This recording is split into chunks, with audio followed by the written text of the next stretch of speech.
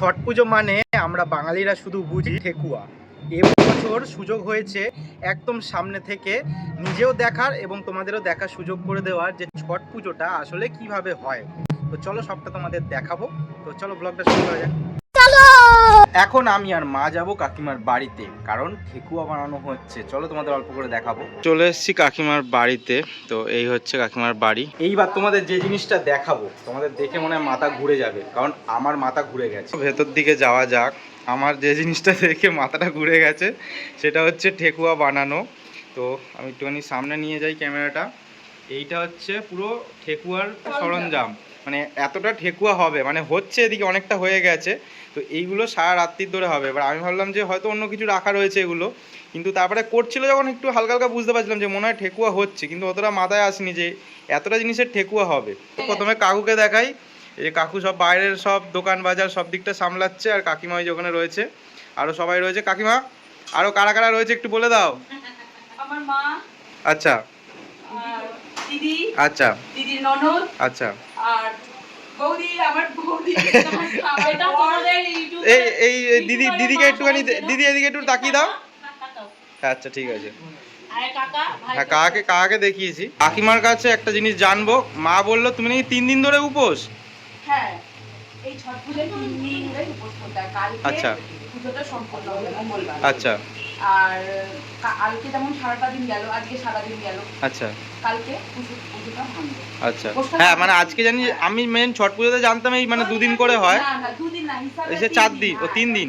আচ্ছা 3 দিন। একদিন লাউ ভাত হয়, একদিন খরনা পুজো হয়। আচ্ছা আজকে যেমন যাবো আমরা ঘাটে যাবো, সন্ধ্যা আরতি যেটাকে বলে, আচ্ছা সন্ধ্যা আরতি দেবো। আচ্ছা কালকে আবার সকালবেলা ভোরবেলা একদম অর্ঘ্য দেবো। আচ্ছা দেবতা ওঠার আগে আমাদের জলে নামতে হয়, নেমে সব পুজোর যা নিয়ম সরঞ্জাম করতে হবে, করে সূর্য দেবতা উঠবে, পুজো দিয়ে তারপরে আমাদের পুজোটা সম্পূর্ণ হয়। ও আচ্ছা আচ্ছা। এই যে ঠেকুয়া সরঞ্জামটা দেখতে পাচ্ছো, এখানে কিন্তু 3 লিটার ঘি ইউজ করা হয়েছে, কোনো জল ইউজ করা হয়নি। তার মানে বুঝতে পারছো ঠেকুয়াটা কত সুন্দর হতে চলেছে।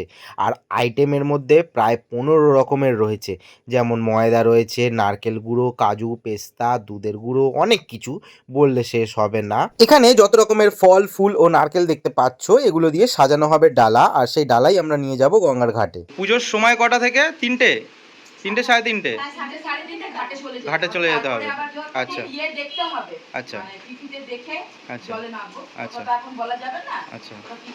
তো আমি আগের দিন ছট পুজোর সম্বন্ধে একটা জিনিস দেখেছি, যে ছট পুজো এমন একটা পুজো যেখানে মানে বিনা পুরোহিতের থেকে পুজোটা সম্পন্ন করা হয়, এমন একমাত্র এই পুজোটাই আছে। তো এটা আগের দিন দেখছিলাম অনেক ভিডিওতে, আমি নিয়মগুলো দেখছিলাম। যেমন আমরা ঠাকুরকে দেখে পুজো করতে পারি, হ্যাঁ, সূর্য দেবতা, সূর্য দেবতাকে একদম জল জ্যান্ত আমার চোখের সামনে দেখতে পাচ্ছি, চোখের সামনে দেখে পুজো করতে পারছি।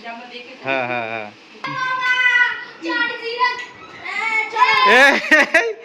শুনলাম তোর শরীর খারাপ নাকি? তুই গেম খেলছিস? কে বললো শরীর খারাপ, তুই শুয়ে আছিস? দেখো কি সুন্দর করে আমরা ডালা সাজিয়ে দিয়েছি। এবছর আরও একটা জিনিস জানতে পারলাম, 3 দিন ধরে কিন্তু ছট পুজোর উপোস চলে।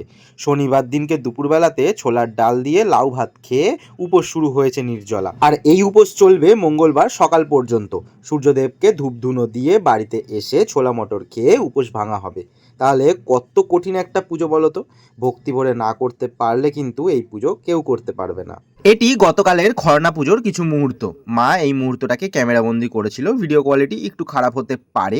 খরনা কথার অর্থ হলো পরিষ্কার করা ও শুদ্ধ করা। এই পুজোটি শেষ করেই ছোলার ডাল দিয়ে লাউ ভাত খেয়ে কিন্তু উপোস শুরু হয়। এখানে তোমরা দেখতে পাচ্ছ একদম ছোট্ট বাচ্চাদের ঠাকুরের সামনে শোয়ানো হচ্ছে, কিন্তু এটা কেন করা হচ্ছে আমি খুব সাধারণভাবে বলার চেষ্টা করছি, যদি শুনতে খারাপ লাগে আমাকে ক্ষমা করবেন।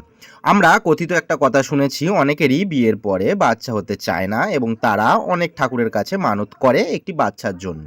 তেমনি অনেক মায়েরা আগের বছর ছট মায়ের কাছে মানত করে গেছিলেন একটি বাচ্চার জন্য। ছট মা তাদের কথা শুনেছেন, তাই মায়েরা বাচ্চাদেরকে নিয়ে এসছে ছট মায়ের কাছে আশীর্বাদ নেওয়ার জন্য। কি কথাটা শুনে মুখে এক চিলতে হাসি চলে আসলো না? মনটা খুশি খুশি হয়ে গেল না? যাই হোক, এখন এই থালার মধ্যে ডালাগুলো সাজানো হচ্ছে। তোমরা কি এত বড় থালা এর আগে দেখেছো? আমি কিন্তু এত বড় থালা প্রথমবার দেখলাম। ডালাগুলোকে এখন এরম ভাবেই রেখে দিতে হবে, ঘর বন্ধ করে। এখানে কেউ থাকবে না, ততক্ষণে আমরা একটু সময়ও পেয়ে যাব বাড়ি থেকে সাজুগুজু করে আসার, আর তোমাদের আমাদের বাড়ির সামনের পরিস্থিতিটাও দেখাবো, দেখতে পারবে তোমরা। তোরা কি করছিস? এই জায়গাটা এত সুন্দর লাগছে, আমি নিজেই চিনতে পারছি না যে সত্যি আমাদের সামনের জায়গাটাই আমাদেরই গঙ্গার ঘাট। তো দেখো কত সুন্দর করে সাজিয়েছে। এটা আরো একটা নিয়ম, ডালাটাকে ঘর থেকে বার করার সময় নিচ থেকে গলে আসতে হয়, তোমাদেরকে সেটা দেখালাম। সব নিয়ম আমি তোমাদেরকে ধরে ধরে বলতে পারবো না, কারণ তাহলে যাদের পুজো তাকে আমাকে সঙ্গে করে নিয়ে বসে বলতে হবে পুরোটা। আমি যতটা যতটা শুনেছি, যতটা মানে এখান ওখান থেকে খুঁজে বার করেছি, ততটা তোমাদের বলার চেষ্টা করব। তো দেখতেই পাচ্ছ এই যে ভ্যান দাঁড়িয়ে রয়েছে, ডালাগুলো সব তোলা হচ্ছে। এক্ষুনি আমরা গঙ্গার ঘাটে যাবো। গঙ্গার ঘাট এখান থেকে একটুখানি, একদমই আমাদের বাড়ি থেকে যতটা গঙ্গার ঘাট এর থেকে একটুখানি হয়তো বেশি। আমি আর রাজা থাকবো সামনে, আর সবাই আসবে, আমরা ভিডিও করব। রাজা কেমন লাগছে বল? ভালো লাগছে? চলো সামনে চলো, তুমি সামনে চলো। তো আগে ডালা যাবে, তারপরে হচ্ছে সবাই যাবে। কাকিমা বাড়ির সামনে থেকে ডন্ডি খেটে কিন্তু গঙ্গার ঘাট অব্দি যাবে। এখানেই শেষ না, আরও একটা সুন্দর মুহূর্ত কিন্তু তোমাদের সামনে তুলে ধরবো। আশা করি তোমরা প্রথমবার এই জিনিসটা দেখতে চলেছো। কি জিনিস দেখো, তাহলেই বুঝতে পারবে।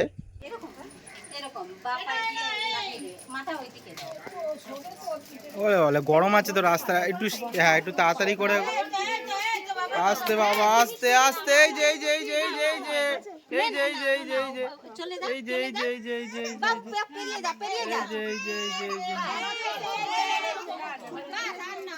গরম আছে তো, রাস্তাটা গরম আছে তো। যেহেতু কাকিমা পুজোটা করছে বা কাকিমার হাত ধরে পুরো পুজোটা সম্পন্ন হচ্ছে, সেই জন্য ছট মায়ের আশীর্বাদ কিন্তু কাকিমার মধ্যে রয়েছে। আর কাকিমা সেই আশীর্বাদটা বাচ্চাদের মধ্যে দিচ্ছে, কারণ বাচ্চারা যাতে সুস্থ থাকে, বাচ্চারা যাতে হেলদি থাকে, বাচ্চাদের কোনো রোগ ভোগ না হয়। এটাকে যতটা পারলাম তোমাদের সহজভাবে বলার চেষ্টা করলাম, কারণ আমি সব রকমের নিয়ম তো এখানে জানি না, আমি তাই ঠিকঠাকভাবে বলতে পারছি না।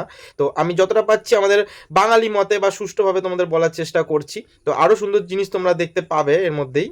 এই হচ্ছে গঙ্গাঘাটে যাওয়ার রাস্তা, এই হচ্ছে সামনে গঙ্গার ঘাট, আর এখান থেকেই যে আমরা যাব। এই হচ্ছে মায়েদের স্কুল, এখানেই মারা প্রত্যেক দিন বাচ্চাদের সাথে সময় কাটায় অনেকটা সময়। মা এই যে তোমার স্কুলটা দেখে নাও, হ্যাঁ তোমাদেরকে রোজ বলি স্কুলে যাচ্ছি, এই যে আমাদের পুরো স্কুল দোতলা স্কুলে দেখো। এইবার তোমাদের যে কথাটা বলতে চাই, 3-4 দিন ধরে উপোস করা মনে হয় যেন কত একটা সহজ ব্যাপার, কিন্তু সেটা একদমই না। কাকিমা যে ডন্ডি খাটছে মানে একদমই পারছে না, মানে শরীর দিচ্ছে না, দেখেই বোঝা যাচ্ছে। মানে একটুখানি টোলে যাচ্ছে, ঠিকঠাকভাবে দাঁড়াতে পারছে না। এখনও একদিন কিন্তু রয়েছে, মানে ভীষণই একটা কষ্টকর ব্যাপার। এবার তোমরা আর একটা সুন্দর জিনিস দেখতে পারবে। তো যেমন এর আগে দেখলে একটা ছোট্ট বাচ্চা শুয়েছিল, তার গায়ের ওপর দিয়ে পাটা বুলিয়ে দিল। তো এইবার দেখতে পাচ্ছ সববার ওপর দিয়ে করবে। আমার মাও কিন্তু এখানে শোবে, সেটা তোমাদেরকে আমি দেখাবো। আর একটু ফাঁকা ফাঁকা, হ্যাঁ ফাঁকা ফাঁকা, নয়তো ব্যাস ব্যাস ব্যাস ব্যাস ব্যাস ব্যাস ব্যাস ব্যাস ব্যাস ব্যাস ব্যাস না গো না। দক্ষিণ দিকে মাথা করতে নেই। হ্যাঁ ঠিক আছে, তুমি উঠে পড়া হয়ে গেছে, এবার উঠে পড়া, তারপরে উঠে পড়া।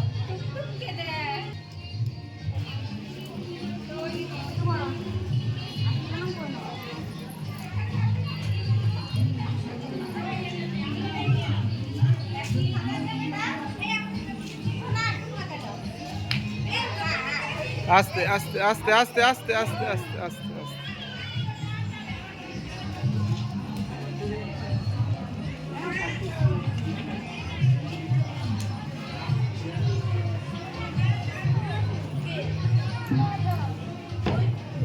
আজকের গল্পটা আমি এখানেই শেষ করব। তোমাদেরকে দেখালাম কেমনভাবে ঠেকুয়া বানাতে হয়, আর বাড়ি থেকে কেমনভাবে আসতে হয় গঙ্গার ঘাটে, কি কি কাজ থাকে। পরের ব্লগে তোমরা দেখতে পারবে গঙ্গার ঘাটে কি কি নিয়ম পালন করতে হয়, কেমনভাবে পুজোটা হয়। শুধু একবেলার না, দুবেলার পুজো কিন্তু তোমাদেরকে দেখাবো। তো আজকের জন্য টাটা বলছি, সবাই ভালো থেকো, সুস্থ থেকো, সাবধানে থেকো, টাটা।